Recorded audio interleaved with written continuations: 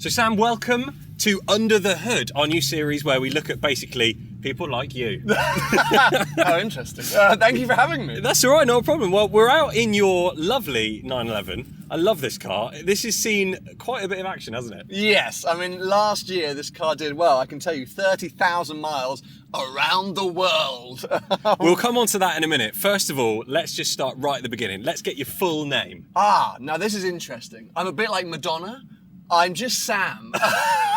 And there are multiple reasons for that. When I started YouTube, I was still working, and I was working in a business that people would probably Google me to, find out if I was any good. And so I didn't want my name associated with YouTube in case clients thought I was an idiot.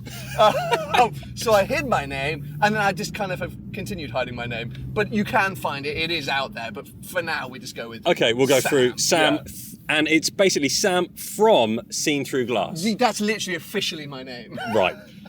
So the whole Seen Through Glass thing, that is obviously, that name came around from, and I'm guessing here, when you first started doing YouTube, it was very much you with a pair of those glasses on which had a little camera in them. Well, that's it. It was Google Glass. That's how the whole idea came together. I thought, you know what I'll do? I'll get some Google glasses, walk around, and when I see something cool, I can be like, okay, Google, film that Lamborghini. Then I found out that Google Glass was very expensive and not very good. But I'd kind of settled on Seen Through Glass. So I thought, you know what? I can spin it, and it'll be like seen through the glass windscreen or the glass of the camera lens. So it just kind of stuck. But yeah, originally it came from Google Glass. Okay. And I want to talk about your occupation. So you didn't just start doing YouTube one day, did you? You were obviously doing something before that, and you've actually covered it in one of your recent videos. Yeah, so I didn't go to university in the UK. I sort of started working straight from school, and I sort of had two lives pre-YouTube. The first life was music, the music industry. When I realised I wasn't clever enough to work in Formula One, I had to find another passion, and that was music. So I left school wanting to be in a band, and I was, but it was just not good. Long story short, I wasn't rock and roll enough for the music industry. You did have hair though. I did have hair. It was a great time. Seeing Sam with hair was like, oh wow. Yeah. Oh, God. It's the stress of YouTube, that's what it does. Fond. Yeah. Yeah, it's definitely the stress of YouTube. But unfortunately, hair and the music industry had to be left behind. And I ended up in PR, so publicity. And this was kind of like, I guess, my main career prior to YouTube. And it was basically publicity for big entertainment events. So let's say a film red carpet at a premiere, I'd be the one managing or inviting down the BBC News and Virgin Radio and whoever it be to come down and interview the stars on the red carpet. So did it for BAFTA Film Awards or Olympic Torch Relay or music concerts, whatever it might be. And I loved it. So I did that for like 5 or 6 years. Does it feel weird now being on the other end of that? Because now, so weird. Now you get invited rather than inviting. And the most embarrassing part about it is I see all the photographers I used to know, or the journalists I used to know, and all the like PR managers that I used to know. And I haven't told many of them this is what I do. So usually when they go, they think I'm working, or they think I'm there like, oh yeah, you working on this one, mate? And I'm like, no, just networking, buddy, networking. That's how you have to talk to photographers. So yeah, it's quite funny that. What made that change happen then? So after about 5 years in a big agency, so we were like a sort of 250, 300 people agency, I thought, you know what?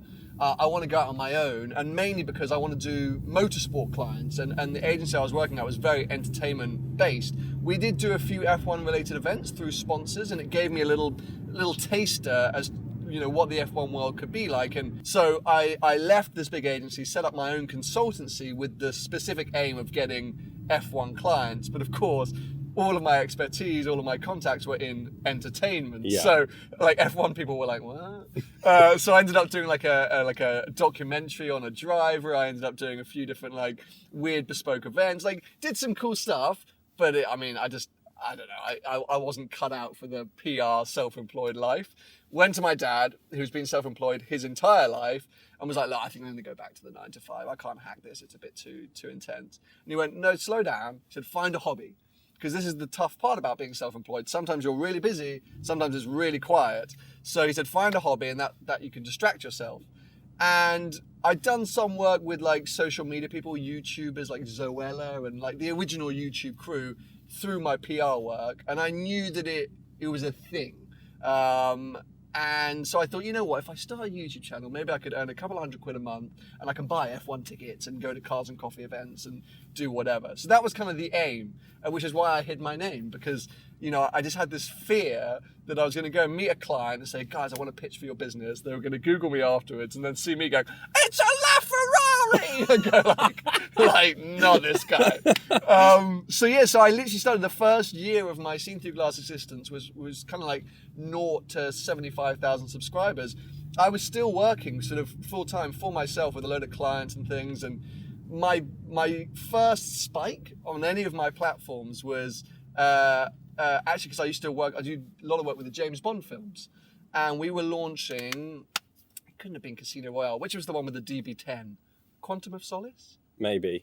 Anyway, whenever they launched the DB10. Yeah. And I'd started Seen Through Glass about 2-3 months before on Instagram, and I'm sitting at the launch event, and they pull the covers off the DB10, and I'm like, oh my God, I'm like what? So I took 3 pictures of the car, uploaded them to my Instagram page, which had maybe 500 followers at that time. All 3 pictures got over 10,000 likes, and my page just went, wow. And I was like, hello. So, we've spoken to Shmi before, and Tim said exactly the same thing. Sometimes it just takes one little thing, one video, one picture, to basically put you right in the front with all the big runners, and then you start to gather a lot of traction if you continue doing what you're doing. That's exactly it. It brought attention to my page, but what was hilarious, obviously, in the debrief meeting the next week, everyone was like, and did anyone figure out who posted the pictures of the DB10? And I'm like, no, we are looking into it, though. Do you think you would have got in trouble? Oh, for sure, because Really? They were kind of pissed, because I didn't break the embargo, but I was like right on the embargo, because I took the pictures before the event. Amazing. And then like as the event started, I was like, boop, boop, boop, boop. So yeah, I mean, sorry, James Bond production, if you're watching, but It was Sam. yeah, it was me. We still don't know his surname, it was just Sam. From Seen Through Glass. Yeah. So it was an interesting time, whilst I was trying to juggle those 2 things, but YouTube very quickly became way more fun than the PR job. And so, after about a year, at around 75,000 subs, I thought, let's go full in and go full time with YouTube. And was there any person that you met along your journey who really did kind of hold your hand a little bit and help you out? Oh, 1,000,000%. For sure, both, I would say, Shmi 150 and Supercars of London, 2, still huge YouTube channels. Paul, Supercars of London, probably more so than Tim. I think Paul and I struck up a friendship pretty quickly, and at that point he was probably at the 150, 200,000 subscriber mark. Okay. And was just a really useful person to talk through ideas with and get some advice from and understand how YouTube could operate as a business. Because I was just doing it as a hobby, it was a bit of fun, but spending time around him and around Shmi, I got a real insight to these guys who, this was their full-time job, and the difference between doing it as a hobby and doing it as a full-time job and what's important. And so both of those guys, instrumental in my success. It's like it's running a business with one employee, and that one employee is you. Absolutely. And so, and you're doing every single part of it for the first time, accountancy, let's say, marketing, oh dear, planning, all of these different areas. Tax returns are the worst thing ever. If you're watching this and you're going through university or school and you haven't quite got to the age yet where you're thinking about running a business or anything, just stay full-time employed. It's a lot easier being full-time employed, but once you're your own boss, there is a lot of benefits that come with that, Of course. But there is also a lot of downsides. If you're ill, there's no one doing your job for you. No, it's don't get paid. A lot of stress, and you don't clock off at 5 p.m. when you're self-employed. Yeah, that's so true. So, which is the same for social media in general, but especially if you're self-employed in any industry, I think you're always thinking about work. What have you learned along the way of how to run your channel and I suppose your life as not just being a personality, but being a business? What are the differences between just kind of picking up a camera and shooting what you see in front of you to actually creating a business around your YouTube channel? Well, the change for me came when I became financially dependent on the success of my YouTube channel. And that's really the sort of switch, because, when you're creating content for fun, you don't care about anything. You're just creating the content and you're having a laugh, and if it gets 10 views or 10 million views, makes no difference to you. It honestly doesn't make a difference. And the minute, though, that you switch that and this is your living, you have to be more cynical about it. You have to be more clickbait about it, because you need those views, because views means money. And in every sense, not only are you making money from the views, but commercially, you're a more attractive proposition the bigger your channel is. So I started to have to think about things that weren't working. You know, obviously you can never guarantee what is going to work. Social media is a tough old game, but you can go, okay, that didn't work. And that's the beauty of any sort of platform which has, you know, user generated comments or feedback. Yeah. Well, let's now talk a little bit about what this has been through, this car that we're in. Obviously, It's still together. your hashtag Drive the World series, which basically took you a year to go around the world. Yeah. Now, you were meant to go to 35 countries. Yeah. Did you manage all 35? No. Okay. I think we got 31. That's not bad. We did well. We did well because we added a few here and there and then cut a few here and there. Would you say the whole thing was a success, or would you say, you know what, I've learned so much. If I was going to go and do it again, I'd do this, this, and this differently? Oh, I definitely learned a lot. I would definitely do it differently from a business point of view. And actually, I would just do it differently in general. It was a huge success for a number of reasons, but not the reasons I was expecting. Okay. So I think, you know, prior to Drive the World last year, the belief was that YouTube always rewarded you the more content you uploaded. You know, there was that sort of like Chinese whisper of, you know, upload on vlogging. 5 p.m. on a Monday and then a Wednesday, and you'll get 1 million views if you keep going with that. Literally that. So I was like, this is going to be great. I'm going to have so many opportunities to create content in new places with new people, new cars that people haven't seen before. The audience are going to love it. YouTube are going to love it. We're going to fly. 1 million views a video. Literally, that's what I was planning. Turns out my audience were like, too much content. You know, we can't keep up. And I think there was an issue in the rate that I was having to move through places. And that's purely because the world's quite a big place. And actually 12 months, not a lot of time to get around the world. Who knew? So, you know, I was really moving through places very, very quickly. My audience fundamentally are a car audience who like a little bit of the travel element.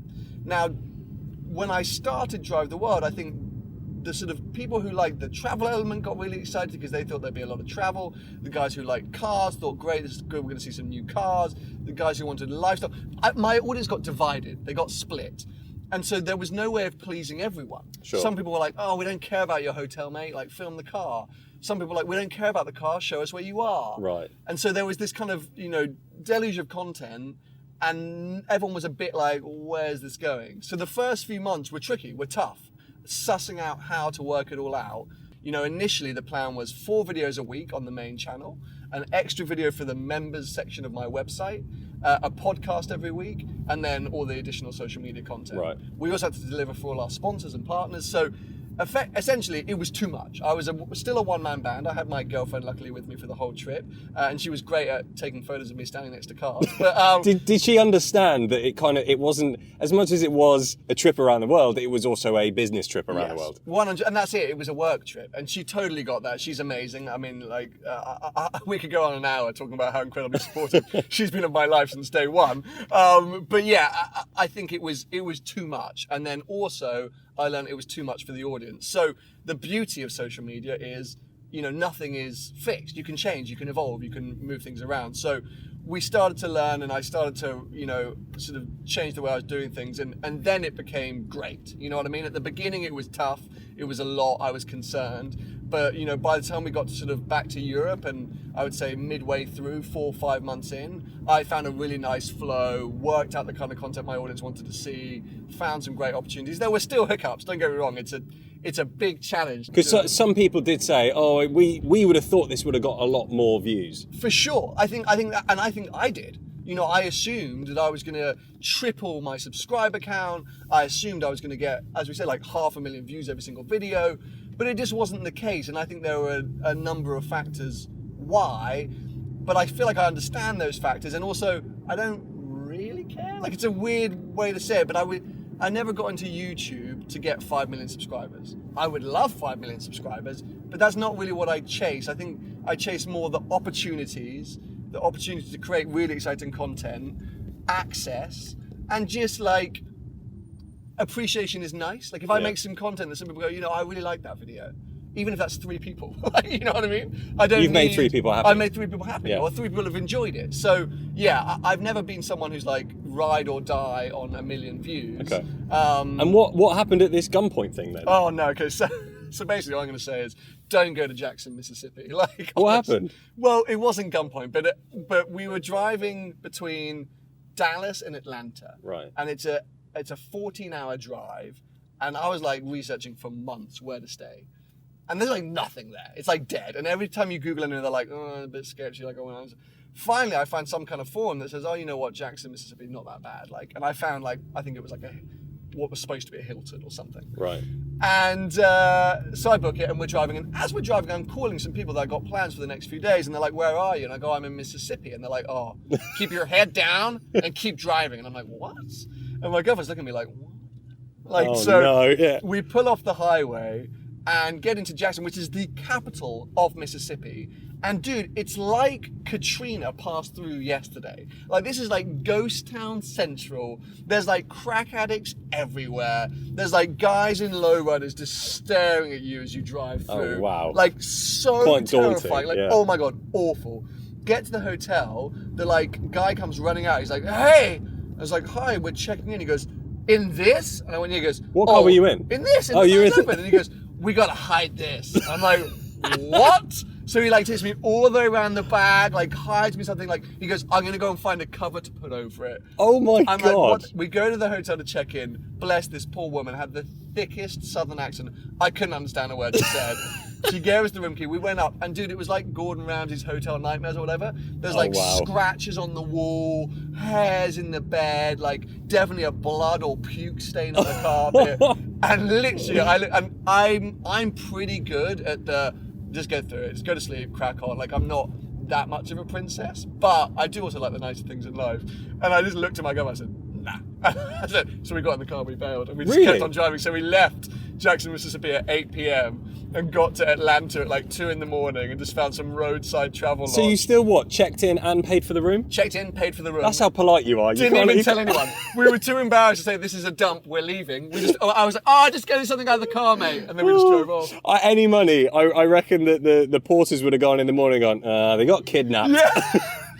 Guaranteed. It happens. Guaranteed. So yeah, just a very sketchy point. Okay, so that was obviously quite a low point of the trip. What was the highest point? Oh, so many. I mean, that's the thing. So many. If you could pick one thing. You know what? New Zealand as a place, and specifically a guy who I would now call a friend, who's an unbelievably successful tech guy who owns a 918 and a 911R Porsche. And we were driven down. We were staying with him, and we woke up on the Thursday morning, and he literally said, "I got a bit to do. Here are the keys to the 918 and 911R. Go and have fun." And I was like, "Well, I guess I can show you a cool road, but like, crack on, mate." I was like, "Okay." You're just looking at these 2 keys going, what do I take out first? How? And the best thing was, he said, "I'll come with you in the 911R to show you the road. You drive the 918. And it's not like he gets in and like, we're cruising. He is thrashing. And I'm like, "Okay." Like, dude, and that like burned in my memory that moment. And it was That's a day amazing. like today, beautiful sunshine, crazy. amazing roads. Oh, unbelievable. Car stuff. I watch a guy New called- RS6? Oh my God, what? Literally, Hey, just go fast. live upload! We've got to spin around for that content. I'm joking, don't worry. I actually thought for a second, I was like, okay, here we are. We're part of an actual seen-through glass car chase. It's a new RS6! So let's talk cars briefly, Okay, as it's a sure. huge passion of both of ours. Yeah. Best car you've ever owned? I'm going to have to say my Ferrari 360 now. Okay. The car that I miss the most is my Jaguar F-Type. But the best car I've ever owned is, my Ferrari 360. Just because what it means for me. It's actually not that good, but I love it. Worst car you ever owned? Yeah, unfortunately, it has to be the McLaren, which is such a shame because I love the McLaren brand. I think I love the products when they're working and when they're good. I think they beat almost anything else in their price bracket. But my experience owning a McLaren was a disaster because every time I got in it, it would say key not found, or there would be some kind of engine fault or light or take it back to the factory or whatever it might be. So I just ended up really loathing the thing and Right. never wanted to get in it. So what do you think the next big thing for your channel will be? Have you got any big plans for this year that you can maybe even just hint at? Well, it's just such a good question because I think that's what everyone's waiting for. Every year I have done something big. And obviously last year was such a huge step forward in that with Drive the World that everyone's like, what now? What next? I'll be completely honest, I'm figuring that out. Okay. Yes, there are quite a few really exciting opportunities starting to come together, but they're all so major and different that I need to figure out how they would happen, if that makes sense. Like, there's such fundamental changes in what I do that until they're concrete, I don't want to tease them, because it's a bit like, wow, he's going to do that. I would love to ask you to rate your favourite and worst social media platforms. So what do you see as being the best? Oh, YouTube's the best. Yeah, and what do you think is the worst? You can't say Habbo Hotel, and for anyone under the age of 30, probably, you won't know what that is. I've got a little bit of Habbo. Facebook. Facebook's the worst. Hey, Facebook. Do you have a Facebook page? I have a Facebook page, but You just don't. the whole platform is death to me.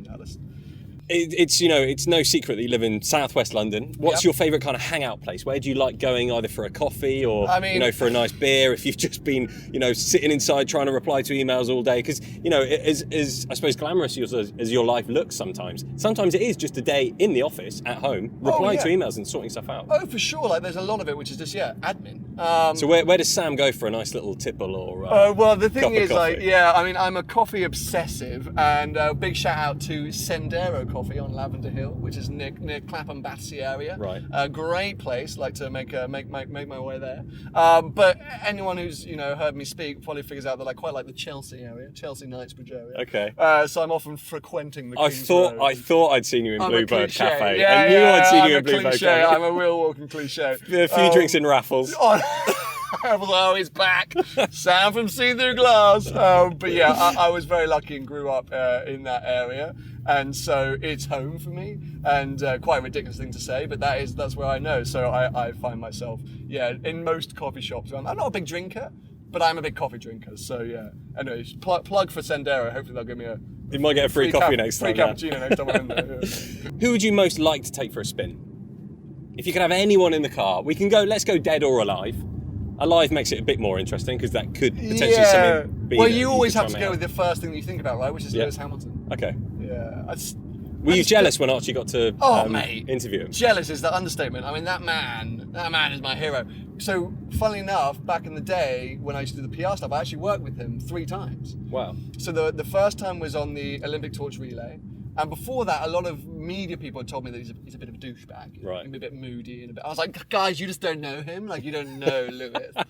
And so he turned up moody as hell. A cap down, sunglasses on. It was 2012, so he was still with McLaren. He just had the British Grand Prix where he'd finished like 9th or something, very unimpressive. And I was like, oh no, he's going to be a dick. So we're hanging out there, and it's just me, his manager, and him in this room getting ready, and I'm briefing him on how the torch relay run works. Yeah. And he suddenly goes, McLaren better fix my damn car. And I look at his manager, and his manager's like, on the phone. So I'm like, this is my moment, bro. So I'm like, but you had a kind of good race. You overtook Alonso around turn 6, something like that. And he was like, did I? And I was like, yeah. He goes, oh, okay. Ended up talking to the guy for like 30 minutes about his life. And I was like, oh my God, we're best friends. He does the Olympic torch relay run, which like was the biggest natural high any human being could experience. Afterwards, he's like high-fiving. He's like, bro, like those were so good. Like, oh my God. Do you think he'd remember you? Well, after all this, I'm like, me and Lewis are going on holiday together. Yeah. About 6 months later, we're doing a film premiere, and I see him down as a guest. I'm like, guys, I got Lewis. We go way back. I'll handle Lewis on the red carpet. The car comes, I open the door. Lewis, hi, Sam. Like, I'm not sure if you remember. Like, we did the torch radio. He goes, yeah, I'm not doing any media. Oh God. Straight in. And I was like, no, Lewis. And then the same thing happened about a year and a half or so later. No. So, I suppose these people meet so many people. so many people, and whatever it might be. So whenever I next see him or talk to him, which I really hope will happen as a result of Seeing Through Glass, the first thing I'm going to say to him is like, do you remember me? Do you remember me from Torch Relay? I had hair. You need to do something absolutely like stupid, like spill a massive coffee on him or something. Yeah, because or then just he turn definitely up with will. an Olympic torch. Or that. Just walk in like, remember me? Hey, come on. Turn 6, remember? Turn 6. But I was still super jealous of Archie when he got to speak to him, and that it would just be a cool thing. There's plenty of other people I'd like to have in the car, but Lewis would be a cool guy to hang out with for sure. One last question. Go for it. Ultimate dream car. Money isn't an issue. won, you know, the Euro Millions, what would you go out and buy? Well, okay, so my dream car of all time is a Ferrari 360 Challenge Stradale, but my Euro Millions car is a Ferrari 250 short wheelbase Competizione. Oh. Because those cars are like 30 million pounds. I'm never going to be able to buy one of those cars unless I win the Euro Millions. Challenge Stradale is that kind of like achievable dream. So there are two ends of the spectrum. Yeah, if I won the Euro Millions, I'd buy the 250 short wheelbase because otherwise I could never buy one. But realistic dream car, Challenge Stradale. Sam, we've probably driven 3 miles in about half an hour because we're in central London, so this is always fun, and we've gone around this roundabout 4 times. It's a great roundabout though. Yeah. Love the roundabout in Wandsworth. Yeah. Thank you so much for coming on Under the Hood. Thank you for having me. Hope you enjoyed it. It's been great fun. Always it's always good fun to chat, absolutely. I really appreciate it, and I'm excited to see who you have on next. Who do you think should come on next? Oh, that's a good question. Lewis Hamilton. If only. If we got him before you did, wow. Couldn't you pull in like a radio? Can you get like, you know, Selena Chris Gomez Evans? I mean, he's on the Breakfast Show and he likes Ferraris. Let's go a bit higher. But I mean, let's start with Chris. And Justin Bieber! Yeah. Sam, thank you so much. No worries, buddy. I really appreciate it. Thank you. Guys, please do let us know who you'd like to see on the Under the Hood next, because we can try and pull in anyone. A few people have said Tony. Gravelwood. No. His ego's big enough as it is. Don't get him on it. We'll end it there. Guys, thank you so much. And of course, massive thanks to BOTB. Those are the guys that give away a dream car every single week. You can, of course, check out the link in the description below and you might win a car. I mean, they give away one every week. You've seen the videos, haven't you? My God, yeah. I've actually entered a few. Did you? Yeah, genuinely. Because, hey, who doesn't want to win a car? Well, right? no. They're giving away I went to go and surprise someone with a Lamborghini. It was a Huracan Evo for their 500th winner. Unbelievable. So yeah, check out the link in the description below and you never know, you might be next week's winner. Guys, we'll see you again soon. Bye for now.